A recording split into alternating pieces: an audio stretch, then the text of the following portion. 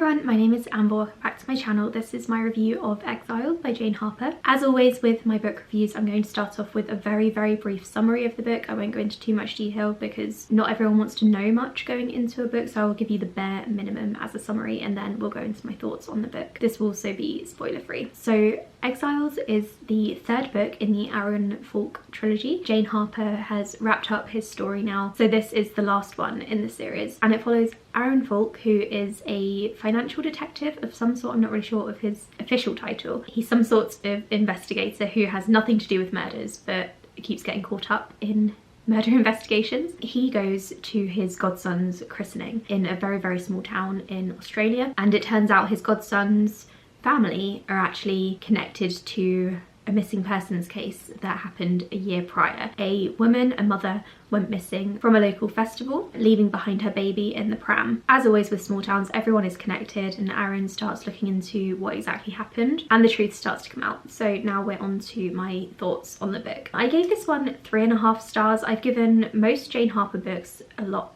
higher ratings than that previously because I love her books. She's one of my all-time favourite authors, but this one was a little bit off. I get the feeling that she's kind of done with Aaron Falk's story. I mean, obviously because she's wrapped it up now, but I really loved The Dry. That was her debut novel. It was fantastic.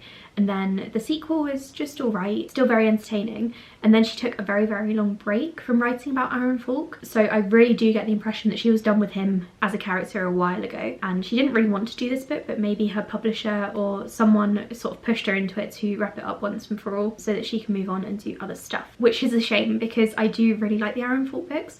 I love all of her books, to be honest. My favourites are actually the ones outside of this series, but it's just such a shame that this final book didn't have the same sort of spirit or enthusiasm behind it. At least that's how it felt to me. This was a very slow book. It starts off slow and it doesn't really pick up throughout the whole story.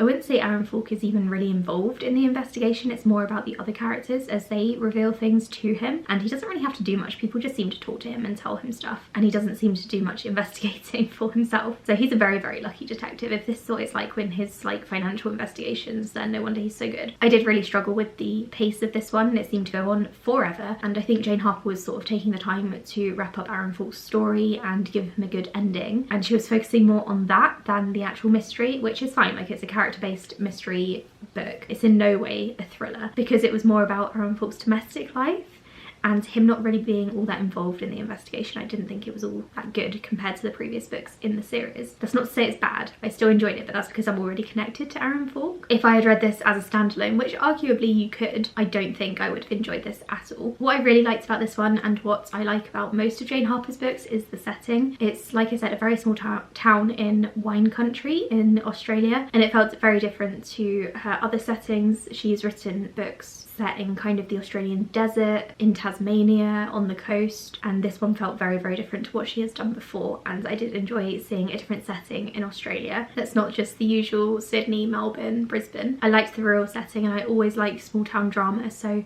I was interested in the investigation and the mystery, but not too much. I think the setting was really the biggest draw for me, apart from the author being Jane Harper. I did find the mystery very intriguing. I also wanted to know what was happening or what had happened to the woman who went missing, and I was trying to piece things together. It was really lovely seeing her family members that were left behind not give up on her and try their best to bring the town together to try to find out what happened. Overall though, I am a little bit disappointed that this was the final book in the Aaron Falk trilogy and it didn't have as much heart thrown into it, or bleed into it, I suppose. I do feel like it could have been a lot better if Jane Harper had cared more, and again, I'm not speaking for her, maybe she did care about this character, it just didn't really feel like to me that she did. I should also mention that I didn't really care for the romance in this one because there was no build up to it. It was just kind of random and it didn't really feel necessary. It felt like it was only thrown in there to give Aaron Falk a good ending, but personally I don't think you have to be in a relationship in order to be happy for the rest of your life. So I think Jane Harper should have just left that part out because I don't think he needed to be with someone in order to be happy. I think this book could have been a lot better. It wasn't terrible by any means. I did still enjoy it, but again, that's because I like Jane Harper's writing and I already like this character and I like the small town setting.